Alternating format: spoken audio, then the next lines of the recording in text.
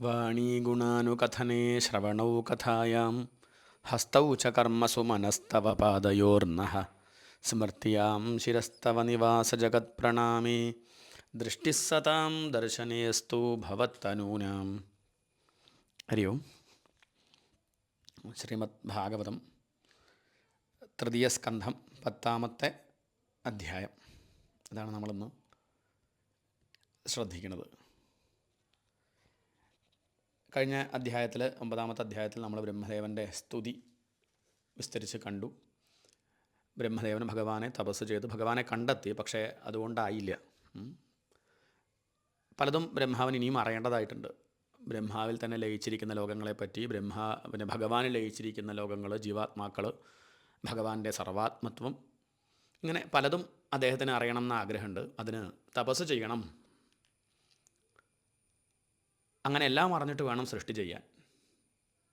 ഈ ഭഗവാന്റെ നിർദ്ദേശം ബ്രഹ്മാവ് അനുസരിച്ച് അങ്ങനെ കുറേ കാലം തപസ് ചെയ്തു.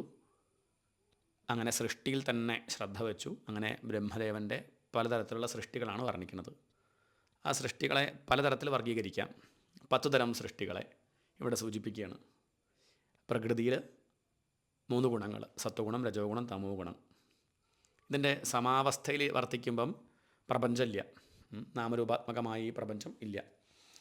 ഈ സത്വരതമോ ഗുണങ്ങൾക്ക് വിഷമാവസ്ഥ വരുമ്പോൾ, അതിൻ്റെ സമാവസ്ഥ മാറുന്ന സമയത്ത് സൃഷ്ടി ആരംഭിക്കുന്നു.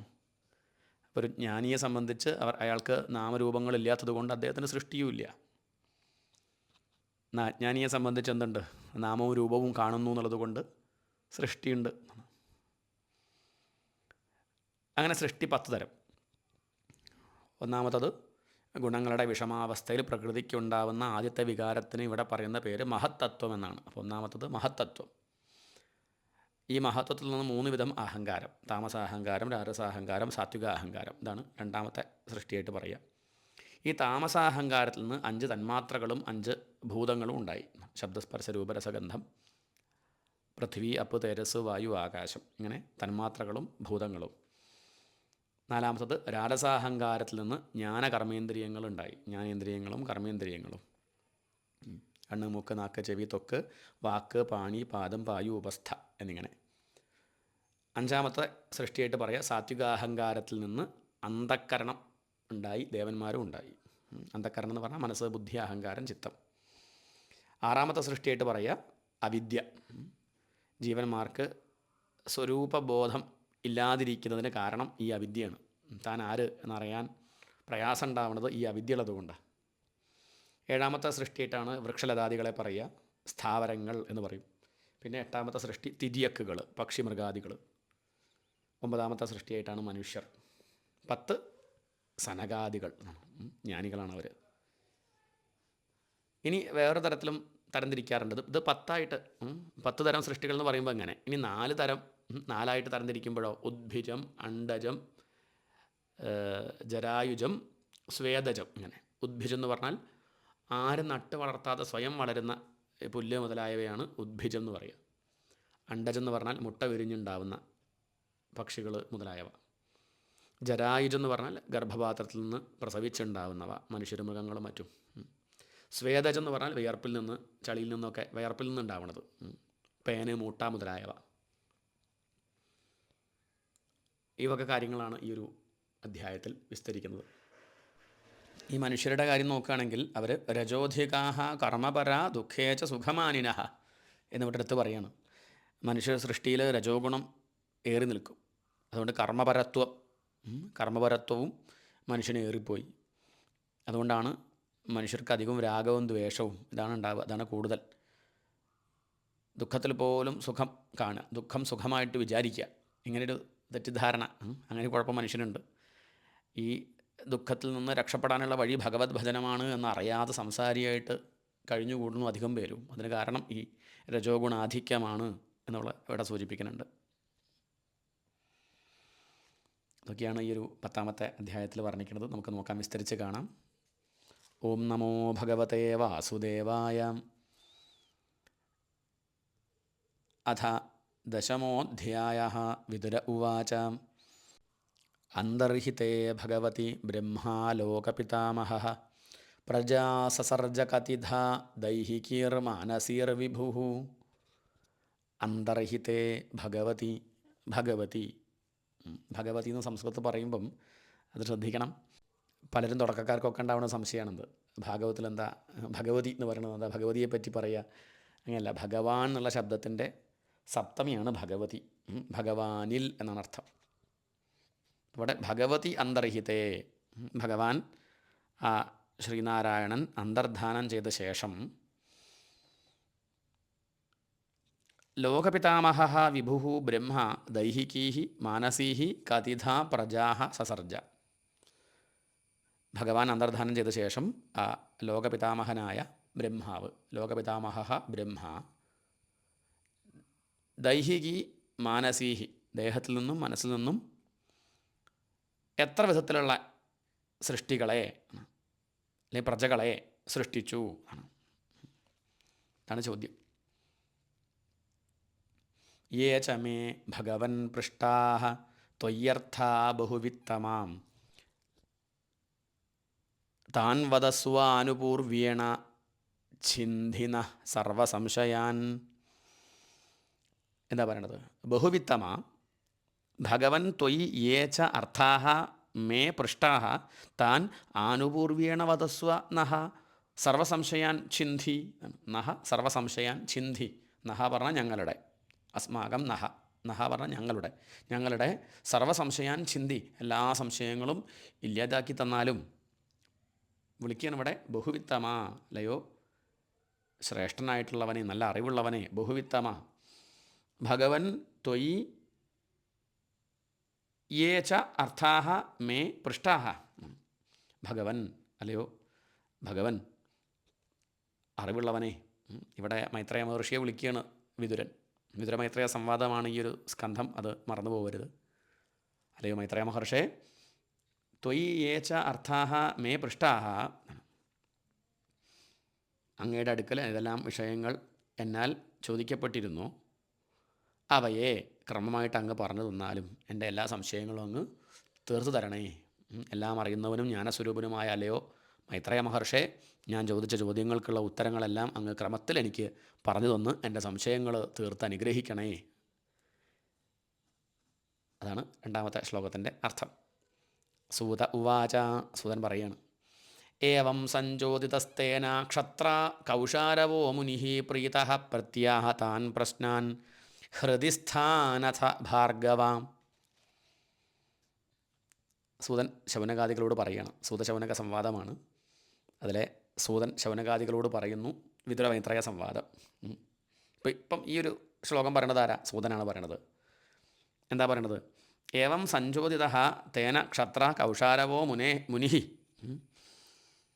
പ്രീതഃ പ്രത്യാഹ താൻ പ്രശ്നാൻ ഹൃദിസ്ഥാൻ അഥ ഭാർഗവ. അല്ലയോ ഭാർഗവ, ഭാർഗവൻ എന്ന് പറഞ്ഞാൽ ഭൃഗുവംശത്തിൽപ്പെട്ട മഹാത്മാവ് മഹർഷി, അതാണ് ശൗനകൻ. ശൗനക മഹർഷിയാണ് വിളിച്ചത് ഇവിടെ. അല്ലയോ ഭാർഗവ, ഏവം തേന ക്ഷത്ര സഞ്ജോതിത, ഇപ്രകാരം ആ ക്ഷത്ര എന്ന് പറഞ്ഞാൽ വിതുരനാൽ, ക്ഷത്ത എന്നുള്ളത്, ക്ഷത്താവ് എന്നുള്ളത് വിതുരൻ്റെ പേരാണ്. അപ്പം ആ വിതുരനാൽ ചോദിക്കപ്പെട്ടപ്പോൾ കൗശാരവ മുനി, മൈത്രേയ മഹർഷി, പ്രീതഃ ഹൃദിസ്ഥാൻ താൻ പ്രശ്നാൻ പ്രത്യാഹ, പ്രീതഃ സന്തുഷ്ടനായി. ഈ വക ചോദ്യങ്ങൾ വിതുരർ ചോദിച്ച സമയത്ത് മൈത്രേയ മഹർഷി സന്തോഷിച്ചു. എന്നിട്ടോ തൻ്റെ ഉള്ളിൽ കരുതിയിരിക്കുന്ന ആ ചോദ്യങ്ങൾക്കുള്ള ഉത്തരം പറയുകയാണ്. വിതുരൻ ചോദിച്ച സമയത്ത് മൈത്രേയ മഹർഷി സന്തുഷ്ടനായിട്ട് ഇതാ മറുപടി പറയുന്നു. മറുപടി പറഞ്ഞു. എന്താ പറഞ്ഞത്? മൈത്രേയ ഉവാച, വിരിഞ്ചോപി തഥാചക്രേ ദിവ്യം വർഷശതം തപഃ ആത്മന്യാത്മാനമാവേശ്യ യദാഹ ഭഗവാനജ. വിരിഞ്ചോപി, വിരിഞ്ചഃ ബ്രഹ്മാവ്, വിരിഞ്ചഃ അപി ആ ബ്രഹ്മാവട്ടെ, ദിവ്യം വർഷശതം തപഃ ആ ബ്രഹ്മാവ് ഗംഭീരമായിട്ട് തപസ് ചെയ്തു. 100 സംവത്സരക്കാലം തപസ് ചെയ്തു. എങ്ങനെ?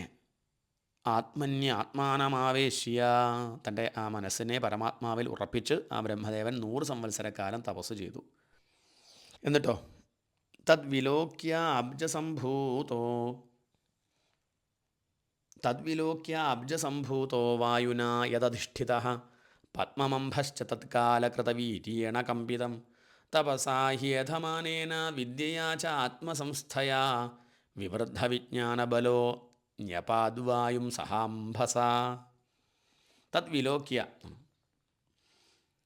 അബ്ജസംഭൂത, ബ്രഹ്മാവിൻ്റെ പേരാണ്. വിരിഞ്ചഹ എന്ന് പറഞ്ഞതുപോലെ ബ്രഹ്മാവിൻ്റെ വേറൊരു പേരാണ് അബ്ജസംഭൂത. ആ ബ്രഹ്മാവ് യത് അധിഷ്ഠിത തത് പദ്മം അംബാ ച തത് കാലകൃതവീര്യേണ വായുന കമ്പിതം വിലോക്യ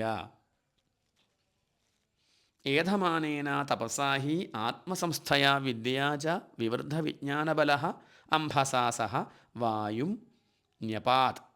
ന്യപാത് എന്ന് പറഞ്ഞാൽ കുടിച്ചു, നിശേഷം പാനം ചെയ്തു, അതാണ് ന്യപാത്.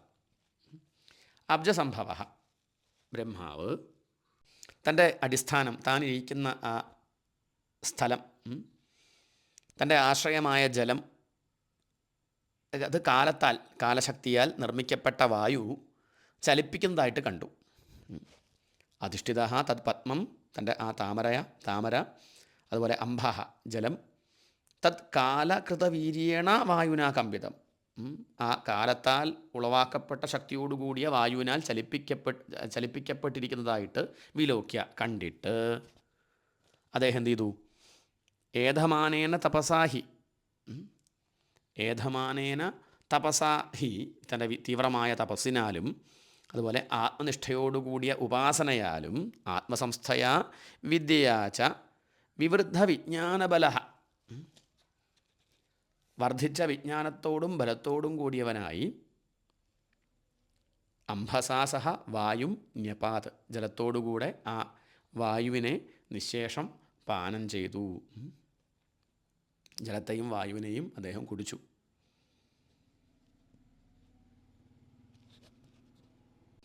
എന്താ പറയണത്?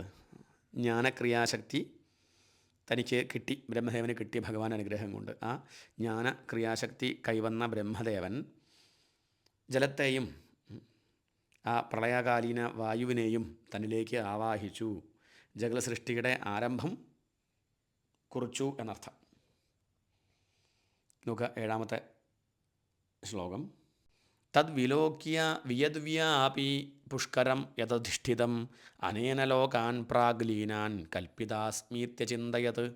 തദ്വിലോക്യ വിയദ്വ്യാപി പുഷ്കരം യദധിഷ്ഠിതം, യത് അധിഷ്ഠിതം തത് പുഷ്കരം വിയദ്വ്യാപി വിലോക്യ, അങ്ങനെയാണ് അന്വയിക്കേണ്ടത്. താനിരിക്കുന്ന താമര, പുഷ്കരം താമര, അതുപോലെ വിയദ്വ്യാപി ആകാശത്തിലാകെ നിറഞ്ഞു നിൽക്കുന്നതായി, താൻ നിൽക്കുന്ന താമര ആകാശത്ത് മുഴുവൻ നിറഞ്ഞു നിൽക്കുന്നതായിട്ട് വിലോക്യ കണ്ടിട്ട്, താനിരിക്കുന്ന താമരയെ ആകാശത്തിലാകെയും നിറഞ്ഞു നിൽക്കുന്നതായിട്ട് കണ്ടിട്ട് പ്രാഗ്ലീനാൻ ലോകാൻ അനേന കൽപ്പിതാസ്മി ഇതി അചിന്തയത്. പ്രാഗ്ലീനാൻ ലോകാൻ, മുമ്പ് ലയിച്ചിരിക്കുന്ന ലോകങ്ങളെ, അനേന കൽപ്പിതാസ്മി, ഇതിനെക്കൊണ്ട് വീണ്ടും ഉണ്ടാക്കാം, ഇതി അചിന്തയത്, എന്നിങ്ങനെ ബ്രഹ്മാവ് ചിന്തിച്ചു. താൻ അധിവസിക്കുന്ന താമര, തൻ്റെ അടിസ്ഥാനമായ താമര ആകാശം മുഴുവൻ വ്യാപിച്ചതായി കണ്ട ബ്രഹ്മാവ് ഈ താമരയെക്കൊണ്ട് പ്രളയത്തിൽ ലയിച്ച ലോകങ്ങളെ സൃഷ്ടിക്കാം എന്ന് ബ്രഹ്മദേവൻ വിചാരിച്ചു. കേട്ടോ. പത്മകോശം തദാവിശ്യ ഭഗവത് കർമ്മ ചോദിതഃ ഏകം വ്യഭാംക്ഷീദുരുധാ ത്രിധാ ഭാവ്യം ദ്യുസപ്തധാ. ഭഗവത് കർമ്മ ചോദിതഃ തദാ പത്മകോശം ആവിശ്യ ദ്വിസപ്തധാ ഉരുധാ ഭാവ്യം ഏകം ത്രിധാ വ്യഭാംക്ഷീത്. എന്നിട്ട് ബ്രഹ്മാവ് എന്ത് ചെയ്തു? ബ്രഹ്മാവ് ആ താമരമുട്ടിനെ ആവേശിച്ച് ദ്വിസപ്തധാ ഉരുധാ ഭാവ്യം, ദ്വിസപ്തധാ ഈരേഴായോ, ഈരേഴ് 14, ദ്വിസപ്ത, ദ്വി എന്ന് പറഞ്ഞാൽ 2, സപ്ത പറഞ്ഞാൽ 7, ഈരേഴ് 14. ഇനി അതിലും ഏറെയായോ, അതാണ് ഉരുധാ, പല പ്രകാരത്തിൽ പലതരത്തിൽ. ഭാവ്യം ഏകം ത്രിധാ, ആ ഒന്നിനെ 3ആയിട്ട് വ്യഭാംക്ഷീത് വിഭജിച്ചു.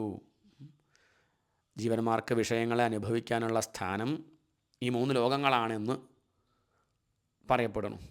ബ്രഹ്മാവ് ആ താമരയെ 3 വ്യത്യസ്ത സ്ഥാനങ്ങളായി വിഭജിച്ചു. ഇനി വിസ്തരിക്കുകയാണെങ്കിൽ 14 ലോകങ്ങൾ, സ്വർഗം, അന്തരീക്ഷം, ഭൂമി.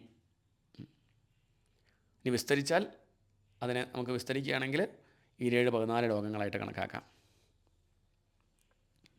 സത്യലോകത്ത് സ്ഥിതി ചെയ്യുന്ന ബ്രഹ്മാവ് നിഷ്കാമകർമ്മം കൊണ്ടുണ്ടാവുന്ന ഫലപരിണാമത്തിൻ്റെ രൂപമാണ്, സ്വരൂപമാണ്.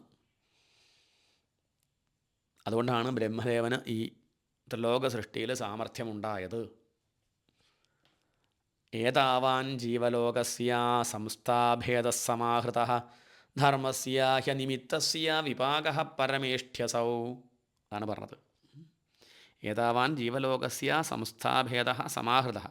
ജീവലോകസ്യ സംസ്ഥാഭേദഃ ഏതാവാൻ സമാഹൃതഃ. ഈ ജീവന്മാർക്ക് വിഷയോപഭോഗത്തിനുള്ള സ്ഥാനത്തിൻ്റെ സംസ്ഥാഭേദ രൂപീകരണ വിഭാഗം ഏതാവാൻ സമാഹൃത ഹി ഇത്രമാത്രമാണെന്ന്, അല്ലെങ്കിൽ ഈ 3 ലോകമാണെന്ന് പറയപ്പെട്ടിരിക്കുന്നു.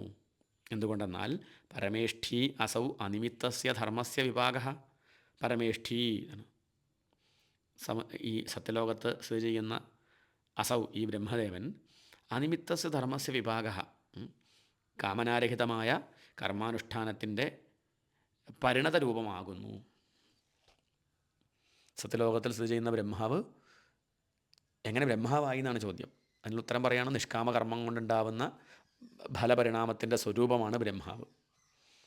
അതുകൊണ്ട് അദ്ദേഹത്തിന് ഈ ത്രിലോക സൃഷ്ടിയിൽ സാമർഥ്യമുണ്ടായി. അപ്പോൾ വിദുരർ ചോദിക്കുകയാണ്, വിദുര ഉവാചാം യഥാർത്ഥ ബഹുരൂപസ്യ ഹരേരദ്ഭുതകർമ്മണഃ കാലാഖ്യം ലക്ഷണം ബ്രഹ്മൻ യഥാ വർണ്ണയന പ്രഭോ. അല്ലയോ മഹർഷേ, യഥാർത്ഥ ബഹുരൂപസ്യ ഹരേരദ്ഭുതകർമ്മണഃ. അല്ലയോ ബ്രഹ്മൻ പ്രഭോ, ബഹുരൂപസ്യ അദ്ഭുതകർമ്മണഃ ഹരേ, അനേകരൂപനായി അത്ഭുതകർമ്മങ്ങൾ ചെയ്യുന്ന ആ സർവേശ്വരൻ്റെ ഹരിയുടെ കാലാഖ്യം ലക്ഷണം യത് ആത്ഥ യഥാ നഹ വർണ്ണയ. ആ കാലമെന്ന പേരോടുകൂടിയ സ്വരൂപത്തെപ്പറ്റി, കാലമായിരിക്കുന്നതും ഭഗവാൻ തന്നെയാണ്, അസംഖ്യരൂപങ്ങളോടും അത്ഭുതകരങ്ങളായ ലീലകളോടും കൂടിയ ആ ഭഗവാന്റെ കാലസ്വരൂപത്തെപ്പറ്റി വിസ്തരിച്ച് പറയണേ. നഹ വർണ്ണയ, ഞങ്ങൾക്ക് വിവരിച്ചു തന്നാലും. അപ്പം ഭഗവാന്റെ ആ കാലമെന്ന സ്വരൂപം അതിനെപ്പറ്റി ചോദിച്ചു. അതാകുമ്പോൾ ഒന്നുകൂടി എളുപ്പമുണ്ട്, നമുക്ക് കാലത്തെ നമുക്ക് പരിചയമുണ്ട്. അപ്പോൾ അത് വിസ്തരിച്ച് നമുക്ക് ഭഗവാനിലേക്ക് എത്താൻ സാധിക്കും, ഭഗവാനെ കുറിച്ച് അറിയാൻ സാധിക്കും. അങ്ങനെയാണ് ആ കാലത്തെ വർണ്ണിക്കുകയാണ്. മൈത്രയ ഉവാച, മൈത്രേയർ പറയാണ്, എന്താ പറയണത്? ഗുണവ്യതികരാകാരോ നിർവിശേഷോ അപ്രതിഷ്ഠിത പുരുഷസ്തതുപാദാനമാത്മാനം ലീലയാ ആസൃജത്. എന്താ പറയണത്? ഗുണവ്യതികരാകാര നിർവിശേഷ അപ്രതിഷ്ഠിത പുരുഷ തതുപാദാനം ആത്മാനം ലീലയാ ആസൃജത്. ഗുണവ്യതികരാകാര, കാലം എന്താണെന്നുള്ളതൊന്ന് പറയാണ്. ഗുണവ്യതികരാകാര നിർവിശേഷ അപ്രതിഷ്ഠിത എന്നൊക്കെ. പ്രകൃതിയുടെ ഗുണവ്യതികരാകാര എന്ന് പറഞ്ഞാൽ ഗുണങ്ങൾ സത്വരതമോ ഗുണങ്ങൾ, പ്രകൃതിയുടെ മൂലധർമ്മങ്ങളായ സത്വാദി ഗുണങ്ങൾക്ക് പരിണാമം വരുന്നത് കൊണ്ട് ഊഹിക്കാവുന്ന രൂപസത്തയോടുകൂടിയതും, പ്രകൃതിയുടെ മൂലധർമ്മങ്ങളായ സത്വം രജസ് തമസ് എന്നീ 3 ഗുണങ്ങൾക്ക് പരിണാമം വരുന്നത് കൊണ്ട് ഊഹിക്കാൻ മാത്രം കഴിയുന്നതും പ്രത്യേക ലക്ഷണങ്ങളൊന്നുമില്ലാത്തതും ഒരിക്കലും നിലയ്ക്കാത്ത നദിയുടെ ഒഴുക്കുന്ന പോലെ തുടർന്നുകൊണ്ടിരിക്കുന്നതുമാണ് കാലം. നിർവിശേഷ, പ്രത്യക്ഷ ലക്ഷണമൊന്നുമില്ലാത്തതും, അപ്രതിഷ്ഠിത, നിലയ്ക്കാതെ തുറന്നുകൊണ്ടിരിക്കുന്നതും, അതാണ് കാലം എന്ന് പറയുന്നത്. പുരുഷ തതുപാദാനം ആത്മാനം ലീലയാ ആസൃജത്ത്. ഈശ്വരൻ ആ കാലത്തെ നിമിത്തമാക്കിയിരിക്കുന്നു, തന്നെ ലീലയ്ക്കായിട്ട് ഈ പ്രപഞ്ചരൂപേണ സൃഷ്ടിച്ചു.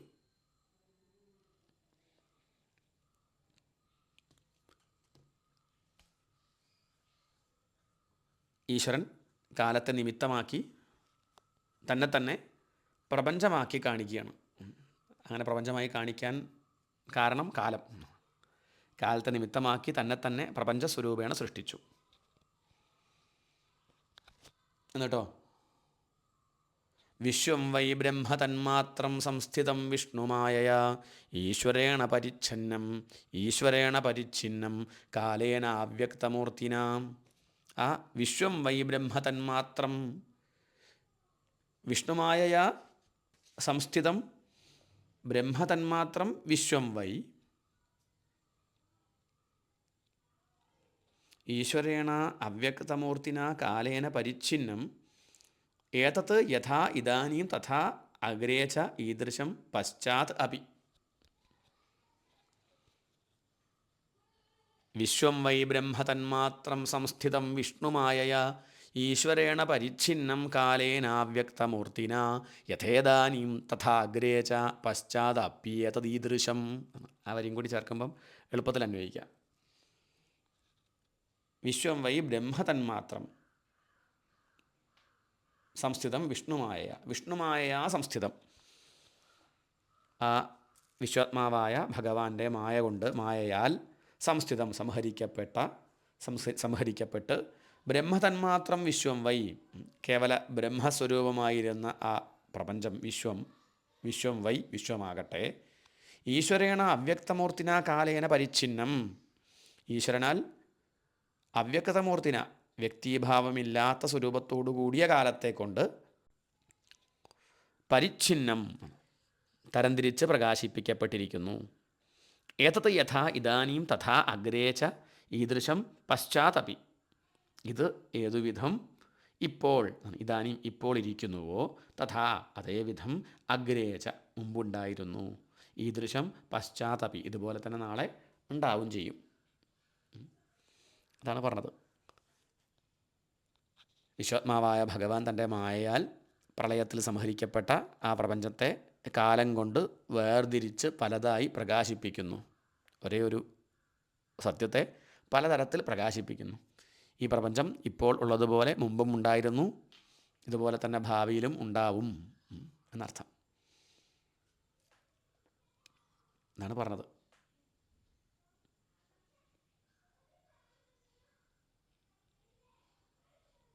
ഇങ്ങനെ ഈ ഒരു കാലത്തെപ്പറ്റി സാമാന്യമായി പറഞ്ഞ ശേഷം ശാസ്ത്രത്തിൽ വർണ്ണിക്കുന്നത് തന്നെ ഋഷിപ്രകൃതത്തിലേക്ക് പ്രവേശിച്ച് സൃഷ്ടിക്രമം തന്നെ വിവരിക്കാൻ തുടങ്ങുകയാണ്.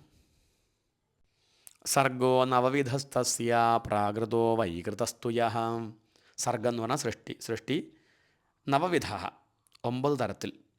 പ്രാകൃത വൈകൃത തു എന്നാണ്. പ്രാകൃത സൃഷ്ടിയും വൈകൃത സൃഷ്ടിയും, പ്രാകൃതമെന്നും വൈകൃതമെന്നുമുള്ള ഭേദത്തോടു കൂടി 9 വിധത്തിലുണ്ട് പ്രപഞ്ചത്തിൻ്റെ സൃഷ്ടി എന്ന് പറയുകയാണ്. കാലദ്രവ്യഗുണൈരസ്യ ത്രിവിധ പ്രതിസംക്രമ ആദ്യസ്തു മഹത സർഗ ഗുണവൈഷമ്യമാത്മനഃ. ഈ പ്രകൃതിയിൽ നിന്ന് നേരിട്ടുണ്ടാവുന്ന സൃഷ്ടിയെ പ്രാകൃതം എന്ന് പറയും. പ്രകൃതിയുടെ വികാരങ്ങളാകുന്ന മഹത്തത്വം, അഹങ്കാരതത്വം, പഞ്ചഭൂതങ്ങൾ, പഞ്ചവിഷയങ്ങൾ, പഞ്ചേന്ദ്രിയങ്ങൾ, മനസ്സ്, ഇതിൽ നിന്നൊക്കെ ഉണ്ടാവുന്ന സൃഷ്ടിയെ നമ്മൾ വൈകൃതം എന്നാണ് പറയുക. അതാണ് പറഞ്ഞിരിക്കുന്നത്. ആദ്യസ്തു മഹത സർഗോ ഗുണവൈഷമ്യമാത്മനഃ ദ്വിതീയസ്ത്വഹമോ യത്ര ദ്രവ്യജ്ഞാനക്രിയോദയഃ ഭൂതസർഗസ്തൃതീയസ്തു തന്മാത്രോ ദ്രവ്യശക്തിമാൻ. കാലദ്രവ്യഗുണൈരസ്യ ത്രിവിധ പ്രതിസംക്രമ ആദ്യസ്തു മഹതഃ സർഗഃ ഗുണവൈഷമ്യം ആത്മനഃ. ഈ സൃഷ്ടി നവവിധ 9 തരത്തിലാണ്. പ്രാകൃതം വൈകൃതം എന്നുള്ള മട്ടിൽ 2ആയിട്ട് തിരിക്കും. കാലദ്രവ്യ ഗുണൈഹി, കാലം, ദ്രവ്യം, ഗുണങ്ങൾ എന്നിവ കൊണ്ട്, അസ്യ ഇതിന്, ത്രിവിധ പ്രതിസംക്രമ 3 പ്രകാരത്തിലുള്ള പ്രളയം ഉണ്ടാകുന്നു. ആദ്യസ്തു മഹതഃ സർഗഃ ഗുണവൈഷമ്യം ആത്മനഃ ദ്വിതീയസ്തു അഹമോ യത്ര ദ്രവ്യജ്ഞാനക്രിയോദയഃ. ആദ്യഃ തു ഒന്നാമത്തേത് മഹതഃ മഹത്തത്വത്തിൻ്റെ സർഗഃ സൃഷ്ടിയാകുന്നു. ആത്മനഃ ഗുണവൈഷമ്യം ദ്വിതീയഃ തു പരമാത്മാവിൽ നിന്ന് ഗുണങ്ങൾക്കുണ്ടായ വികാരവിക്ഷോഭമാണ് ഇത്. ദ്വിതീയഃ തു രണ്ടാമത്തേതാവട്ടെ അഹമഃ അഹന്തത്വം, അഹന്തത്വത്തിൻ്റെ സൃഷ്ടിയാണ്. യത്ര ദ്രവ്യജ്ഞാനക്രിയോദയഃ അതിൽ നിന്നാണ് ദ്രവ്യജ്ഞാനം, ക്രിയ എന്നിവയുടെ വ്യക്തിഭാവം ഉണ്ടാവുന്നത്. ഇനിയോ ഭൂതസർഗസ്തൃതീയസ്തു തന്മാത്രോ ദ്രവ്യശക്തിമാൻ. ചതുർത്ഥ ഐന്ദ്രിയസർഗോ യസ്തു ജ്ഞാനക്രിയാത്മക. തൃതീയ തു ഭൂതസർഗ. മൂന്നാമത്തേതാവട്ടെ പഞ്ചഭൂത സൃഷ്ടിയാണ്. പൃഥിവി അപ്പ് തേജസ് വായു ആകാശം. തന്മാത്ര, പിന്നെ തന്മാത്ര ശബ്ദസ്പർശരൂപ രസഗന്ധങ്ങൾ. ദ്രവ്യശക്തിമാൻ, ദ്രവ്യങ്ങളെ ആകാശാദി മഹാഭൂതങ്ങളെ ആവിഷ്കരിക്കാനുള്ള ശക്തി ഉള്ളതാകുന്നു. ചതുർത്ഥ നാലാമത്തേത് ഐന്ദ്രിയ, ഇന്ദ്രിയങ്ങളെ സംബന്ധിച്ച സർഗ സൃഷ്ടിയാണ്. യഹ തു ജ്ഞാനക്രിയാത്മക, അതാവട്ടെ അറിവിൻ്റെയും കർമ്മത്തിൻ്റെയും സ്വഭാവം ഉൾക്കൊണ്ടതാണ്. വൈകാരികോ ദേവസർഗ. പഞ്ചമോയന്മയം മനഃ. ഷഷ്ഠസ്തു തമസസ്സർഗോ യസ്ത്വബുദ്ധികൃത പ്രഭോ. പഞ്ചമഃ വൈകാരിക, അഞ്ചാമത്തത് വികാരസംബന്ധിയായ ദേവസർഗ. ഇന്ദ്രിയാധിഷ്ഠാതൃ ദേവഗണത്തിൻ്റെ സൃഷ്ടിയാണ്. മനഃ യന്മയം പ്രഭോ അബുദ്ധികൃത തമസഃ സർഗഃ തു യഹ ഷഷ്ഠഃ തു. മനഃ മനസ്സും, യന്മയം യാതൊന്നിൻ്റെ സ്വരൂപമാകുന്നു അല്ലയോ പ്രഭോ വിതുരരെ. അബുദ്ധികൃത തമസഃ സർഗഃ തു യഹ ഷഷ്ഠഃ തു. ബോധത്തിന് മറവുണ്ടാക്കുന്ന അവിദ്യ അന്ധകാരത്തിൻ്റെ സൃഷ്ടി യാതൊന്നാണോ അത് ആറാമത്തെ സൃഷ്ടി. 10 വിധമുള്ള സൃഷ്ടിയെ പറ്റിയാണ് ഇവിടെ വിസ്തരിക്കുന്നത്. ഷഡിമേ പ്രാകൃതാസർഗ വൈകൃതാനപി മേ ശൃണു. രജോഭാജോ ഭഗവതോ ലീലേയം ഹരിമേധസഃ. ഇമേ ഷഡ്, ഈ 6 തരത്തിലുള്ള സൃഷ്ടിയും പ്രാകൃതങ്ങളായ സർഗാഹ സൃഷ്ടികളാണ്. വൈകൃതാനപി മേ ശൃണു, വൈകൃത സൃഷ്ടിയെപ്പറ്റിയും അങ്ങത അനിൽ നിന്ന് കേൾക്കൂ. ഹരിമേധസഃ രജോഭാജ ഭഗവതഃ ലീലാ ഇയം. ഹരിമേധസഃ, യാതൊരുവനെ വിഷയീകരിച്ച ധാരണാബുദ്ധിയാണോ സംസാരത്തെ ഹരിക്കുന്നത് അങ്ങനെയുള്ളവനും. രജോഭാജ, രജോ ഗുണം ചേർന്നിരിക്കുന്നവനുമായ ഭഗവതഃ ലീലായം, ഭഗവാന്റെ കളിയാണിത്. എന്താ പറയണത്? പ്രകൃതിയിൽ നിന്ന് നേരിട്ടുണ്ടാകുന്ന സൃഷ്ടിയാണ് പ്രാകൃതം. പ്രകൃതിയുടെ വികാരങ്ങളാകുന്ന മഹത്തത്വം, അഹന്തത്വം, പഞ്ചഭൂതങ്ങൾ, പഞ്ചവിഷയങ്ങൾ, പഞ്ചേന്ദ്രിയങ്ങൾ, മനസ്സ്, ഇവയിൽ നിന്നുണ്ടാകുന്ന സൃഷ്ടികളെ വൈകൃതം എന്ന് പറയും. അപ്പം അങ്ങനെ പ്രാകൃതവും വൈകൃതവും, പ്രകൃതിയിൽ നേരിട്ടുണ്ടാവുന്നത് പ്രാകൃതം, പ്രകൃതിയുടെ വികാരങ്ങളിൽ നിന്നുണ്ടാവുന്നതിന് വൈകൃതം. ഈ 9 വിധ സൃഷ്ടിക്കും കാലം, ദ്രവ്യം, ഗുണങ്ങൾ എന്നിവ കൊണ്ട് 3 വിധ പ്രളയങ്ങളുണ്ടാവും. കാലം കൊണ്ടാണ് നിത്യപ്രളയം ഉണ്ടാവുന്നത്. ദ്രവ്യത്താൽ ആണ് നൈമിത്തിക പ്രളയം ഉണ്ടാവുന്നത്. ദ്രവ്യം എന്ന് പറഞ്ഞാൽ സംഘർഷണൻ്റെ മുഖത്തിൽ നിന്നുണ്ടാവുന്ന അഗ്നി മുതലായവയാൽ, അതിനാണ് നൈമിത്തിക പ്രളയം എന്ന് പറയുന്നത്. പിന്നെ സത്വാദി ഗുണങ്ങൾ, അവയുടെ കാര്യങ്ങളായ മനസ്സ്, ഇന്ദ്രിയങ്ങൾ, പഞ്ചഭൂതങ്ങൾ, ഇവയെ തങ്ങൾ ലയിപ്പിക്കുമ്പോൾ സംഭവിക്കുന്നതാണ് പ്രാകൃതിക പ്രളയം. ഇപ്പം നിത്യപ്രളയം, നൈമിത്തിക പ്രളയം, പ്രാകൃതിക പ്രളയം, ഇങ്ങനെയൊക്കെയാണ് അതിൻ്റെ കഥ. പരമാത്മാവിൽ നിന്ന് 3 ഗുണങ്ങൾക്കുണ്ടാകുന്ന വികാരം നിമിത്തം സംഭവിക്കുന്ന ആദ്യ സൃഷ്ടിയാണ് മഹത്തത്വം. ഇതൊക്കെ എങ്ങനെയേ പറയാൻ സാധിക്കുള്ളൂ. ഇതൊന്നും കൂടുതൽ ഈ വക വിഷയങ്ങളിൽ തലയിട്ടുടക്കേണ്ട കാര്യമില്ല. തൽക്കാലം കേട്ടു പോവുക. പരമാത്മാവിൽ നിന്ന് 3 ഗുണങ്ങൾക്കുണ്ടാകുന്ന വികാരം നിമിത്തം സംഭവിക്കുന്ന ആദ്യ സൃഷ്ടി അത് മഹത്തത്വം. രണ്ടാമത്തത് അഹങ്കാരതത്വം അല്ലെങ്കിൽ അഹന്തത്വം. പിന്നെ ഈ അഹങ്കാരത്തിൽ നിന്ന് ദ്രവ്യം, ക്രിയ, ജ്ഞാനം, ഇങ്ങനെ 3 ഉണ്ടാവുകയാണ്. ആകാശം, വായു, അഗ്നി, ജലം, ഭൂമി എന്നീ പഞ്ചഭൂതങ്ങളുടെ സൃഷ്ടിയാണ് മൂന്നാമത്തേത്. ശബ്ദസ്പർശ രൂപരസഗന്ധങ്ങളുടെ ആ സൂക്ഷ്മരൂപത്തിലുള്ള അതാണ് തന്മാത്രകൾ. നാലാമത്തെ സൃഷ്ടിയായിട്ട് പറയണത് ഇന്ദ്രിയങ്ങളുടെ സൃഷ്ടിയാണ്. ഇന്ദ്രിയങ്ങൾ, ജ്ഞാനേന്ദ്രിയങ്ങൾ, കർമ്മേന്ദ്രിയങ്ങൾ എന്നിങ്ങനെ 2 തരത്തിലുണ്ട്. കണ്ണ്, മൂക്ക്, നാക്ക്, ചെവി, ത്വക്ക്, ഇതിനാണ് ജ്ഞാനേന്ദ്രിയങ്ങൾ എന്ന് പറയുക. വാക്ക്, കയ്യ്, കാല്, പായു, ഉപസ്ഥം, ഇങ്ങനെ കർമ്മേന്ദ്രിയങ്ങൾ. അഞ്ചാമത്തെ സൃഷ്ടി ഇന്ദ്രിയാധിഷ്ഠാന ദേവതകളുടെയും മനസ്സിൻ്റെയാണ്. ഇന്ദ്രിയാധിഷ്ഠാന ദേവതകൾ, ദിഗ്ദേവതകൾ കാതിന്, വായു ത്വക്കിന്, സൂര്യൻ കണ്ണിന്, വരുണൻ നാവിന്, അശ്വിനി ദേവന്മാർ മൂക്കിന്, അഗ്നി വാക്കിന്, ഇന്ദ്രൻ കയ്യിന്, ഉപേന്ദ്രൻ കാലിന്, മിത്രൻ പായുവിന്, പ്രജാപതി ഉപസ്ഥത്തിന്, ഇങ്ങനെയാണ് ഇന്ദ്രിയാധിഷ്ഠാന ദേവതകൾ. ഈ ബോധത്തിന് മറവുണ്ടാക്കുന്ന അവിദ്യയാകുന്ന ആ തമസിൻ്റെ സൃഷ്ടി, അത് ആറാമത്തേതാണ്. ഈ 6 സൃഷ്ടികളും പ്രാകൃതമാണ്, പ്രകൃതിയിൽ നിന്നുണ്ടാവുന്നതാണെന്ന് അർത്ഥം. ഇനി 7ാമത്തെ സൃഷ്ടി വൈകൃതങ്ങളിൽ ആദ്യത്തേതാണ്. അത് വൈകൃതം എന്ന് പറഞ്ഞാൽ പ്രകൃതിയുടെ വികാരങ്ങളിൽ നിന്നുണ്ടാവുന്നത്, അതാണ് വൈകൃതം.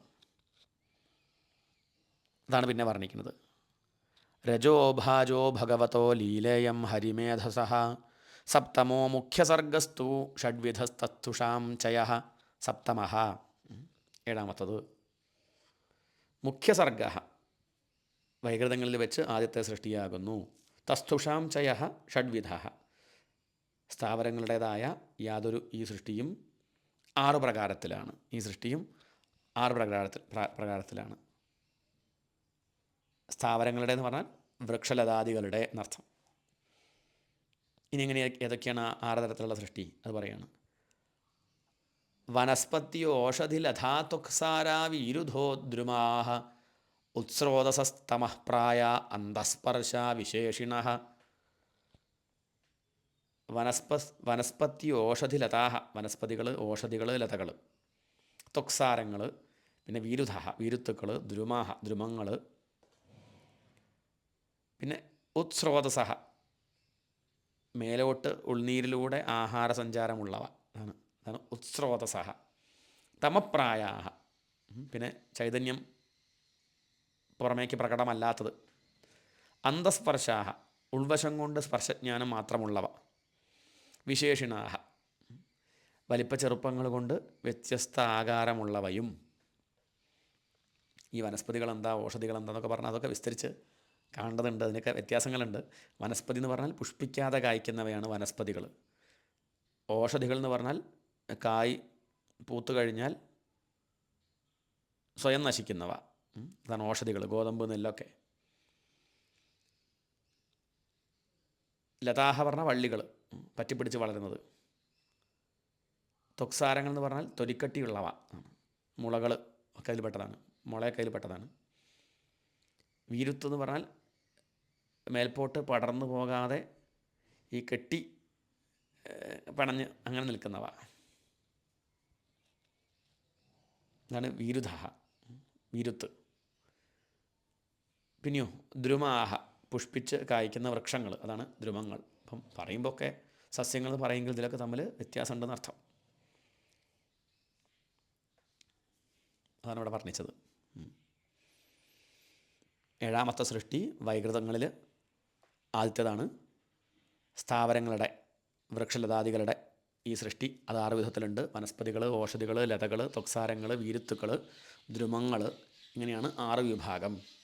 പൂക്കാതെ കായ്ക്കുന്നവയാണ് വനസ്പതികൾ. കായ മൂത്തു കഴിഞ്ഞാൽ സ്വയം നശിക്കുന്നവയാണ് ഓഷധികൾ. മറ്റൊന്നിൽ പറ്റിപ്പിടിച്ച് വളരുന്നതാണ് ലതകൾ.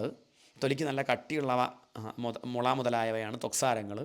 കാഠിന്യം അധികമുള്ളതിനാൽ മേൽപോട്ട് പടരാതെ പരന്നിങ്ങനെ വളർന്നതിനെയാണ് വീരുത്തുക്കൾ എന്ന് പറയുക. പുഷ്പിച്ച് കായ്ക്കുന്നവയാണ് ദ്രുമങ്ങൾ. ഈ സ്ഥാവരങ്ങൾ അത് വെള്ളം വലിച്ചെടുക്കുക ചെയ്യുക. മേലോട്ട് ഉള്ളിലെ നീരിൻ്റെ സഞ്ചാരത്തോടു കൂടിയവയാണ്. ചേതനാശക്തി വ്യക്തമാണോ? അല്ല, ചൈതന്യമുള്ളതായിട്ട് നമുക്ക് തോന്നില്ല, പക്ഷെ ഉണ്ട്. അപ്പോൾ ഉൾവശം കൊണ്ട് സ്പർശജ്ഞാനം മാത്രമുള്ളവയും വലിപ്പച്ചെറുപ്പം കൊണ്ട് വ്യത്യസ്ത രൂപങ്ങളും ഉള്ളവയുമാണ് ഈ സ്ഥാവരങ്ങൾ. അപ്പോൾ സ്ഥാവരങ്ങളെ പറ്റിയിട്ടാണ് പറഞ്ഞത്. ഇനിയോ 20ാമത്തെ ശ്ലോകം നോക്കൂ. തിരശ്ചാമഷ്ടമസർഗസോഷ്ടാവിംശദ്വിധോ മതഃ അവിദോ ഭൂരി തമസോ ഘ്രാണജ്ഞാ ഹൃദ്യവേദിനഃ. തിരശ്ചാം സർഗഃ അഷ്ടമഃ സഹ അഷ്ടാവിംശദ്വിധഃ മതഃ അവിദഃ ഭൂരിതമസഃ ഘ്രാണജ്ഞാഃ ഹൃദി അവേദിനഃ. എന്താ പറയണത്? തിരശ്ചാം, ഇങ്ങനെ വിലങ്ങിയ ആഹാര സഞ്ചാരമുള്ള മൃഗപക്ഷ്യാദികളുടെ, ഇവിടുത്തെ കുത്തനെയാണ്, ഇത് വിലങ്ങനെയാണ്. സസ്യങ്ങളൊക്കെ കുത്തനെയാണ് നിൽക്കുക, താഴ്ന്ന് വെള്ളം വലിച്ചെടുക്കുക ചെയ്യുക. മൃഗങ്ങളാവട്ടെ, നാൽക്കാലികളധികവും എങ്ങനെയൊക്കെയാണ്, ഒക്കെ വിലങ്ങനെയാണ്. അതാണ് തിരശ്ചാം, വിലങ്ങിയ ആഹാര സഞ്ചാരമുള്ള മൃഗപക്ഷ്യാദികളുടെ. സർഗഃ അഷ്ടമഃ, സൃഷ്ടിയാണ് 8ാമത്തേത്. തിരശ്ചാം സർഗഃ അഷ്ടമഃ, സഹ അഷ്ടാവിംശതിവിധ മതഃ, അതന്നെ 28 പ്രകാരത്തിലുള്ളതാണെന്ന് കരുതപ്പെട്ടു വരുന്നു. അവിതഃ ഭൂരിതമസഃ ഘ്രാണജ്ഞാഃ ഹൃദി അവേദിനഃ, കഴിഞ്ഞു പോയത് അറിഞ്ഞുകൂടാത്തവയും എന്ന് പറഞ്ഞാൽ പെട്ടെന്ന് മറന്നു പോകുന്നവയും. ഭൂരിതമസഃ, അജ്ഞത കുറച്ച് കൂടി നിൽക്കും ഈ വക പക്ഷികൾക്കും മൃഗങ്ങൾക്കൊക്കെ. ഘ്രാണജ്ഞാഃ, മണത്തറിയാനുള്ള ശേഷി കൂടും. ഹൃദി അവേദിനഃ, ഉള്ളിൽ വലിയ ദീർഘാലോചനയൊന്നും ഉണ്ടാവില്ല. അതാണ് ഈ മൃഗങ്ങളുടെയും പക്ഷികളുടെയും പ്രത്യേകത. അതാണ് 8ാമത്തെ സൃഷ്ടിയായിട്ട് പറയണത്. തിരശ്ചാം അഷ്ടമസർഗഃ സഹ അഷ്ടാവിംശതിവിധോ മതഃ. വിലങ്ങത്തിൽ ആഹാരസഞ്ചാരമുള്ള മൃഗങ്ങൾ, പക്ഷികൾ എന്നിവയുടെ സൃഷ്ടിയാണ് 8ാമത്തേത്. ഇത് 28 പ്രകാരത്തിലുള്ളതായിട്ട് പറയപ്പെടുന്നു.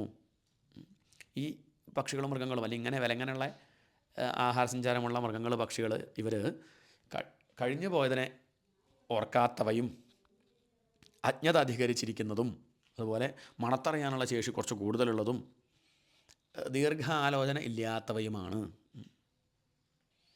ഇനി ഉദാഹരണങ്ങൾ പറയാണ്. ഗൗരജോ മഹിഷഃ കൃഷ്ണസൂകരോഗവയോരുരുഹു ദ്വിഷഭാഃ പശവശ്ചേമേ അവിരുഷ്ട്രശ്ച സത്തമാ. സത്തമാ അല്ലയോ സജ്ജനശ്രേഷ്ഠ. ഗൗ അജഃ മഹിഷഃ കൃഷ്ണഃ സൂകരഃ. ഗൗ പശു, അജഃ ആട്, മഹിഷഃ പോത്ത്, കൃഷ്ണഃ കൃഷ്ണസാരം മാന്, സൂകരഃ പന്നി, ഗവയഃ രുരുഹു ഗവയമൃഗം, രുരു പറഞ്ഞ കലമാൻ, അവിഹി എന്ന് പറഞ്ഞാൽ ചെമ്മരിയാട്, ഉഷ്ട്രഹ ഒട്ടകം, ഇമേ പശവഃ ദ്വിശഭാഃ ച എന്നീ മൃഗങ്ങൾ ഇരട്ടക്കുളമ്പുള്ളവയാകുന്നു. ഈ വക ഈ പറഞ്ഞ മൃഗങ്ങൾക്കൊക്കെ 2 കുളമ്പ് ഉണ്ടാവുള്ളൂ. ഇരട്ടക്കുളമ്പാണ് ഇരട്ടക്കുളമ്പുള്ളത്. പശു, ആട്, പോത്ത്, കൃഷ്ണമാൻ, പന്നി, അതുപോലെ ഗവയഹ എന്ന് പറഞ്ഞാൽ മാൻ തന്നെ പലതരത്തിലുണ്ട്. ആര്യമാൻ, കലമാൻ, അതാണ്. അപ്പോൾ ഈ വക മൃഗങ്ങളൊക്കെ ഇരട്ടക്കുളമ്പുള്ളവയാണ്. ഇനിയോ ഖരോ അശ്വ അശ്വതരോ ഗൗര ശരഭശ്ചമരീ തഥാ ഏതേ ചൈകശഭാഃ ക്ഷത്തഃ ശൃണു പഞ്ചനഖാൻ പശൂൻ. ഖരഃ അശ്വഃ അശ്വതരഃ, ഖരഃ കഴുത, അശ്വഃ കുതിര, അശ്വതരഃ കോവർ കഴുത, ഗൗരഃ വെള്ളിമാൻ, ശരഭഃ എട്ടടിമാൻ, ചമരി ചമരിമാൻ, ഏതേച്ച ഏകശഭാഃ ഇതൊക്കെ ഒറ്റക്കുളമ്പുള്ളവയാണ്. ക്ഷത്തഃ അല്ലയോ വിതുര, ഈ പറഞ്ഞ മൃഗങ്ങളൊക്കെ ഒറ്റക്കുളമ്പ് ഉള്ളവയാണ്. പഞ്ചനഖാൻ പശൂൻ ശൃണു, ഇനി 5 നഖങ്ങളുടെ മൃഗങ്ങളെപ്പറ്റി, 5 നഖങ്ങളുള്ള മൃഗങ്ങളെപ്പറ്റി ശൃണു കേട്ടുകൊള്ളുക. ഏതൊക്കെയത്? ശ്വാസൃഗാലോ വൃക്കോ വ്യാഘ്രോ മാർജാര ശശശല്ലകൗ സിംഹഃ കപിർഗജ കൂർമോ ഗോധാ ച മകരാദയഃ. ശ്വാസൃഗാലഃ, ശ്വ നായ, സൃഗാലഃ കുറുക്കൻ, വൃഗഃ ചെന്നായ, വ്യാഘ്രഃ കടുവ, മാർജാരഃ പൂച്ച, ശശശല്ലകൗ ശശഃ മുയൽ, ശല്ലകം എന്ന് പറഞ്ഞാൽ മുള്ളംപന്നി, സിംഹഃ കപിഹി സിംഹവും, കപി കുരങ്ങ്, ഗജഃ കൂർമഃ ഗജഃ ആന, കൂർമഃ ആമ, ഗോധ ഉടുമ്പ്, മകരാദയഃ തിമിംഗലാദികൾ, കങ്കഗൃധ്ര വടശ്യേന ഭാസഭല്ലൂകബർഹിണഃ ഹംസസാരസചക്രാഹ്വ കാകോലൂകാദയഃ ഖഗാഃ. കൊക്ക്, കഴുകൻ, വാത്ത്, പരുന്ത്, പ്രാപ്പിടിയൻ, ഭല്ലൂകം, മയിൽ, അരയന്നം, ഇങ്ങനെ ധാരാളം. പിന്നെ ചക്രവാകം, കാക്ക, കൂമൻ, ഇങ്ങനെ ഭൂചരങ്ങളും ജലചരങ്ങളും ഖേചരങ്ങളുമായ തിര്യക്കുകളുടെ വർഗം 28 എന്നിങ്ങനെ സാമാന്യമായിട്ട് പറഞ്ഞേ ഉള്ളൂ. ഇതിന് അവാന്തര വിഭാഗങ്ങൾ വേറെയുണ്ട്. ഇത് വെറുതെ ഒരു കണക്ക് പറഞ്ഞേ ഉള്ളൂ, സുമാറ് കണക്ക് പറഞ്ഞേ ഉള്ളൂ. അപ്പോൾ അതാണ് ഇവിടെ വർണ്ണിക്കുന്നത്. ഇവിടെ പശു മുതൽ തിമിംഗലം വരെയുള്ള മൃഗങ്ങൾ, അതുപോലെ കൊക്ക് മുതൽ കൂമം വരെയുള്ള പക്ഷികൾ ഒക്കെ വർണ്ണിച്ചു. ഇനി 9ാമത്തെ സൃഷ്ടി പറയുകയാണ്. അർവാക്സ്രോതസ്തു നവമഃ ക്ഷത്തരേകവിധോ നൃണാം രജോധികാഃ കർമ്മപരാ ദുഃഖേ ച സുഖമാനിനഃ. അർവാക് സ്രോതഃ തു, അർവാക് സ്രോതഃ കീഴോട്ട് ആഹാരസഞ്ചാരമുള്ള. അപ്പോൾ ആദ്യം പറഞ്ഞ വൃക്ഷങ്ങളൊക്കെ താഴെ ഭക്ഷണം ഇട്ട് കൊടുക്കും, മുകളിലേക്ക് കൊണ്ടുപോവുക ചെയ്യുക. മൃഗങ്ങളും പക്ഷികളൊക്കെ വിലങ്ങനെയാണ്. ഇത് മുകളിൽ നിന്ന് ആഹാരം താഴത്തേക്ക് പോവുക. മനുഷ്യരെയാണ് പറയണത്. 9ാമത്തെ സൃഷ്ടി അത് അർവാക് സ്രോതഃ തു നവമഃ ക്ഷത്തരേകവിധോ നൃണാം. അത് മനുഷ്യരാണ്. നവമഃ തു നൃണാം, മനുഷ്യരുടേതാകുന്നു. ക്ഷത്തഃ അല്ലയോ വിതുര. ഏകവിധ രജോധികാ കർമ്മപരാ ദുഃഖേ ച സുഖമാനിനഃ. മനുഷ്യരുടെ പ്രത്യേകത പറയുകയാണ്. എങ്ങനെയാണ് അവർ? അത് ഒരേ വിധമാണ് മനുഷ്യ സൃഷ്ടി. രജോധികാഹ കർമ്മപരാഹ, രജോ ഗുണം കൂടിയവരാണ്. കർമ്മപരാഹ, കർമ്മത്തിൽ താല്പര്യമുള്ളവരാണ്. ദുഃഖേച്ച സുഖമാനിനഹ, ദുഃഖത്തിൽ പോലും സുഖം കാണുന്നവരാണ്. ദുഃഖത്തെ സുഖമായി തെറ്റിദ്ധരിക്കുന്നവരാണ്. ഈ പറഞ്ഞ മൂന്നും, വൃക്ഷങ്ങൾ, തിര്യക്കുകൾ, മനുഷ്യർ, ഇത് വൈകൃത സൃഷ്ടികളാണ്. വൈകൃതാസ്ത്രയ ഏവയിതേ ദേവസർഗശ്ച സത്തമാ വൈകാരികസ്തു യഃ പ്രോക്തഃ കൗമാരസ്തു ഉഭയാത്മകഃ. ഈ പറഞ്ഞ മൂന്നും എന്ന് പറഞ്ഞാൽ വൃക്ഷങ്ങൾ, ദിര്യക്കുകൾ, മനുഷ്യർ, ഇതൊക്കെ വൈകൃത സൃഷ്ടികളാണ്. പത്താമത്തേത് ദേവഗണങ്ങളുടെ സൃഷ്ടിയാണ്. ഒമ്പതാമത്തത് മനുഷ്യർ, ഇനി പത്താമത്തത് ദേവഗണങ്ങളുടെ സൃഷ്ടി. ആ ദേവഗണങ്ങളുടെ സൃഷ്ടി എന്തുതന്നെയാണ്? അതും വൈകൃത സൃഷ്ടിയായിട്ടാണ് കണക്കാക്കുക. അതും വൈകൃത സൃഷ്ടിയാണ്. സാത്വികാഹങ്കാരത്തിൽ നിന്നുണ്ടായ ഇന്ദ്രിയാധിഷ്ഠാന ദേവതകളുടെ സൃഷ്ടി മുമ്പ് പറഞ്ഞിട്ടുണ്ട്. ഇനി കൗമാരസ്തു ഉഭയാത്മക, സനൽകുമാരാദികളുടെ സൃഷ്ടിയോ. സനൽകുമാരന്മാർ, സനകൻ, സനന്ദനൻ, സനാതനൻ, സനൽകുമാരൻ, ഈ സനൽകുമാരാദികൾ, അവരുടെ ഋഷികളുടെ സൃഷ്ടി അത് പ്രാകൃതവും വൈകൃതവും കൂടി ചേർന്നതാണ്. അതാണ് ഇവിടെ കൗമാരഹ തു ഉഭയാത്മക. സനൽകുമാരാദികളുടെ സൃഷ്ടി പ്രാകൃതവും വൈകൃതവും കൂടിയതാണെന്നർത്ഥം. ഇനി ദേവന്മാരുടെ സൃഷ്ടി 8 വിധത്തിലുണ്ട്. അത് പറയാണ്. ദേവസർഗശ്ചാഷ്ടവിധോ വിബുധാഃ പിതരോ അസുരാഃ ഗന്ധർവാപ്സരസസിദ്ധാ യക്ഷരക്ഷാംസി ചാരണാഃ ഭൂതപ്രേതപിശാചാശ്ച വിദ്യാധ്രാഃ കിന്നരാദയഃ. ദശയിതേ വിദുരാഖ്യാതാഃ സർഗാസ്തേ വിശ്വസർകൃതാഃ അതഃ പരം പ്രവക്ഷ്യാമി വംശാൻ മന്വന്തരാണി ച. ദേവസർഗ ച അഷ്ടവിധ, ദേവസർഗങ്ങൾ, ദേവന്മാരുടെ സൃഷ്ടിയും 8 പ്രകാരമാണ്. വിബുധാഃ പിതരഃ അസുരാഃ ഗന്ധർവ അപ്സരസഃ യക്ഷരക്ഷാംസി സിദ്ധാഃ ചാരണാഃ വിദ്യാധ്രാഃ. വിസ്തരിക്കുകയാണ്. ദേവന്മാർ, പിതൃക്കൾ, അസുരന്മാർ, ഗന്ധർവന്മാരും അപ്സരസ്സുകളും, യക്ഷന്മാരും രാക്ഷസന്മാരും, സിദ്ധന്മാരും ചാരണന്മാരും, സിദ്ധന്മാരും ചാരണന്മാരും വിദ്യാധരന്മാരും അവരൊരു വിഭാഗമാണ്. പിന്നെ ഭൂതപ്രേത പിശാചുക്കളും, പിന്നെ കിന്നരന്മാരും. ഇങ്ങനെയാണ് 8 വിധം. ലോകസൃഷ്ടാവായ ബ്രഹ്മാവിനാൽ നിർമ്മിക്കപ്പെട്ട ഈ 10 വിധ സൃഷ്ടിയെപ്പറ്റി ഞാൻ അങ്ങേക്ക് പറഞ്ഞു തന്നു കഴിഞ്ഞു, അല്ലയോ വിതുര. മൈത്രേയ മഹർഷി പറയാണ്. ഇനി ഞാൻ എന്തു ചെയ്യാം? വംശങ്ങളെപ്പറ്റി, വംശങ്ങളെയും മന്വന്തരങ്ങളെയും പറ്റി വിസ്തരിച്ച് പറയാം. അതാണ് വംശാൻ മന്വന്തരാണി ച പ്രവക്ഷ്യാമി. ഏവം രജഃ പ്ലുതഃ സ്രഷ്ടാ കൽപ്പാദിഷു ആത്മഭൂർഹരിഃ സൃജത്യമോഘസങ്കൽപ്പ ആത്മൈവ ആത്മാനമാത്മനാ. ഏവം രജപ്ലുതഃ, ഇപ്രകാരം അമോഘസങ്കൽപ്പഃ ഹരിഃ, സത്യസങ്കൽപ്പനായ ആ ശ്രീഹരി ഭഗവാൻ, കൽപ്പാദിഷു രജഃപ്ലുതഃ ആത്മഭൂഃ, കൽപ്പാരംഭങ്ങളിൽ രജോ ഗുണവ്യാപ്തനും തന്നിൽ നിന്ന് ഉത്ഭവിച്ചവനുമായ സ്രഷ്ടാ, സൃഷ്ടികർത്താവായി ഭവിച്ചിട്ട് ആത്മാ ഏവ ആത്മന ആത്മാനം സൃജതി, താൻ തന്നെ തന്നെക്കൊണ്ട് തന്നെ സൃഷ്ടിക്കുന്നു. മനോഹരമായിട്ടൊരു ഒരു ഒരു ഒരു വ്യാഖ്യാനമാണത്. സത്യസങ്കല്പനായ ആ ശ്രീഹരി ഭഗവാൻ കൽപ്പങ്ങളുടെ ആരംഭത്തിൽ രജോ ഗുണം വ്യാപിച്ചവനായി ബ്രഹ്മാവായി ഭവിച്ച് താൻ തന്നെക്കൊണ്ട് തന്നെ പ്രപഞ്ചത്തെ സൃഷ്ടിക്കുന്നു. താൻ തന്നെ സൃഷ്ടിക്കുന്നു പറഞ്ഞാൽ താൻ തന്നെ ആത്മന, തന്നെക്കൊണ്ട് ആത്മാനം, തന്നെ സൃഷ്ടിക്കുന്നു. ആ ശ്രീഹരി ഭഗവാൻ രജോ ഗുണം വ്യാപിച്ചവനായി ബ്രഹ്മാവായി ഭവിച്ച് തന്നെക്കൊണ്ട് തന്നെ പ്രപഞ്ചത്തെ സൃഷ്ടിക്കുന്നു. ആ വിഷ്ണു ഭഗവാൻ ബ്രഹ്മാവിനെ കൊണ്ട് പ്രപഞ്ചത്തെ സൃഷ്ടിക്കുന്നു എന്നർത്ഥം. താൻ തന്നെക്കൊണ്ട് തന്നെ പ്രപഞ്ചത്തെ സൃഷ്ടിക്കുന്നു. സൃഷ്ടിക്കുന്നവനും സൃഷ്ടിക്കപ്പെടുന്നവയും സൃഷ്ടിക്കാനുള്ള ഉപകരണവും ഒക്കെ ഈ പരമാത്മാവായ ഭഗവാൻ. ബാക്കിയുള്ളതൊക്കെ മറന്നേക്കൂ, അവസാനം പറഞ്ഞ കാര്യം മറക്കണ്ട. നീയല്ലോ സൃഷ്ടിയും സൃഷ്ടാവായതും സൃഷ്ടിജാലവും നീയല്ലോ സൃഷ്ടിക്കുള്ള സാമഗ്രിയായതും. ഈ പലത് കാണുന്ന നമ്മളോട് പലത് പറഞ്ഞിട്ട് ഇതെല്ലാം ആ ഭഗവാനിൽ നിന്നുണ്ടാവുന്നു എന്ന് പറയണം. വ്യക്തമല്ലേ ഈ അധ്യായത്തിൽ പറഞ്ഞ കാര്യം? 10ാമത്തെ അധ്യായം ഇവിടെ സമർപ്പിക്കുകയാണ്. 10 തരത്തിലുള്ള സൃഷ്ടിയെപ്പറ്റി ആണ് ഇവിടെ വിസ്തരിച്ചത്. ശ്രീഹരയേ നമ. ഇത് ശ്രീമദ്ഭാഗവതേ മഹാപുരാണേ തൃതീയസ്കന്ധേ 10മോऽധ്യായः. കായേന വാചാ മനസേന്ദ്രിയൈർവാ ബുദ്ധ്യാത്മനാ വാ പ്രകൃതേ സ്വഭാവാത് കരോമി യദ്യത് സകലം പരസ്മൈ നാരായണായേതി സമർപ്പയാമി. ഹരേ രാമ രാമ രാമ ഹരേ ഹരേ, ഹരേ കൃഷ്ണ കൃഷ്ണ കൃഷ്ണ ഹരേ ഹരേ.